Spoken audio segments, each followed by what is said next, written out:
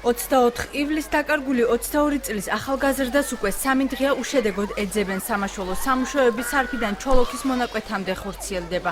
აჭარის საგანგებო და გადაუდებელი სიტუაციების მართვის სააგენტოს ხელმძღვანელის თქმით, მობილიზებული არიან ფოთისა და სამეგრელო სამაშველო სამსახურებიც. მამუკა თურმანიძის განმარტებით ზღვაში სამძებრო სამუშაოები კანონმდებლობის შესაბამისად დღეს გვიან ღამით დასრულდება. შემდგომ კი ახალგაზრდის პოვნა საგამოძიებო ორგანოების პრეროგატივა გახდება, თუმცა აცხადებს, რომ ზედაპირული თვალთვალი მომდევნო დღეებშიც გაგრძელდება.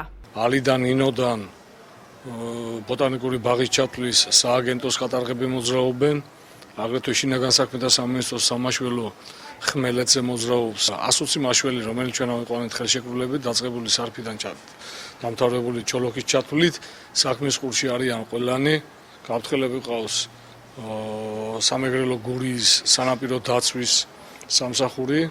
ჩვენ შევწყვიტავთ დღეს თუ სასურველი შედეგი არ დადგა შევწყვიტავთ წყალქვეშ აძებნას, იმიტომ რომ ფაქტიურად 2 კილომეტრიანი ზოლი შემთხვევის ადგილიდან დამთავრებული ფარვატორომამდე გამოკლეული აქვს ჩვენ ყვინთავებს, მაგრამ ზედაპირულ ძებნას გავაგრძელებთ